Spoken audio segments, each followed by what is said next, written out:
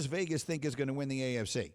Kansas City is your favorite right now. And you make an excellent point. You know, Tennessee's sitting there as a number 1 seed, but they haven't gotten the full buy-in. They haven't gotten the buy-in from the public. I think it's for a variety of reasons. You know, number one, they don't have the superstar household name at quarterback. It's comfortable for us to pick the Packers because we know we get Aaron Rodgers. It's comfortable for us to pick the Chiefs because we know we get Patrick Mahomes. We'd probably rather lose with that comfort than take a shot on someone like Tannehill. But it is interesting, the pricing you can get on the Tennessee Titans to win the AFC. You know, there's a few things that are different about this team this year than years before. You know, when they came up short in the past, they were going out on the road in the playoffs. They're not going to have to do that this year. You know, they were in a situation where they were in this stacked AFC where Brady was still with the Patriots and the Chiefs were at their absolute best. That's not the case anymore. You know, Lamar Jackson was going 14-2. That's not the case. It's a more wide open AFC. So if there was a year for Vrabel and his team, this would be the year. The deck is set for the Titans. I kind of like that. When you say the price, why? What kind of numbers are we looking at there?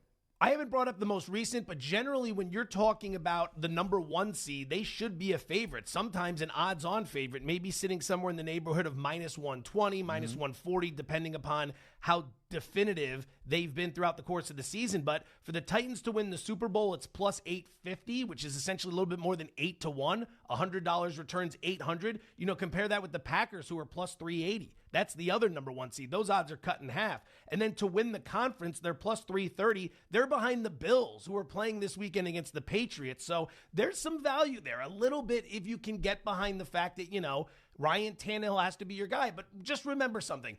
If the Titans were to go on a run and to win this whole thing, we're never going to look at Tannehill the same way. That's right. We never looked at Joe Flacco the same way after he won the Super Bowl, and then he fell off a bit and we took our shots. But, you know, it's easy to sit there and say it's never been done before right up until it is done. And then when it's done, it changes the narrative completely. I like that a lot. It's great insight, as we always get here from Fortenbaugh, who's on the Goodyear hotline with you for every mile on the road to greatness. Goodyear, more driven. All right, let's do what we planned here. Let's do all the games in the order in which they will be played. Cincinnati hosting Las Vegas. The Bengals are a 5.5-point favorite. What do you like? Money came in on the Raiders early in the week. Bengals opened 6.5. It's down to 5.5. So we are seeing Raider money. I would play the over here, which is as low as 48.5. Paul Brown Stadium has been the house of shootouts this season. Cincinnati ranks 28th in the NFL in points allowed at home. That crowd noise does not help that defense. They gave up 40-plus to Cleveland. They gave up big numbers to the Chargers, to the Niners, to the Chiefs. Some of those games were wins, yes, but they still give up a ton of points. They got a top 7 offense in terms of scoring and yards per play, and the Raiders are a very different outfit with Darren Waller on the field versus without. They're scoring a little over 23 points per game with Waller. They're scoring about 18 points per game without. I think that added boost for the Raiders, the Cincinnati defense, and Joe Burrow and that Cincinnati offense, their ability to score points. I'm surprised this isn't 50. I'm going over the total in game number 1. The number I have in front of me is 48.5. Fortenbaugh likes the over. The Saturday night game, and I'm consumed with these cold weather games. Actually, I'm going to ask you a question I don't know if you know the answer to. It's unfair. But generally speaking, does the weather, the crazy weather games, does that impact the total? Like, I can't believe that there isn't less scoring. I should have looked this up. I can't believe there isn't generally less offensive output and less total points scored in these freezing cold games. Is there any chance I'm wrong about that? Okay, so we're talking specifically about temperature, because Right. one thing when it comes to totals, wind, as we saw in the first meeting between these two teams, wind is what can kill the passing attack. Snow and rain can be overrated. Defenders slip much easier than offensive players because the defenders don't know where they're going. The offensive players know where to plant their foot. So there's an edge there. When it comes to cold weather, there's a narrative out there that just because it's cold, it's going to be low scoring. Warren Sharp from Sharp Football Analysis did an excellent dive into this very topic recently. There are a few things you need to consider. You can't go back to the 70s and the 80s and bring that data into play, because when you do, you're talking about a very different style of NFL football. Right. It wasn't as pass heavy. Teams weren't going on 4th down as much. They weren't going on 2-point conversions as much, if at all, back in that day.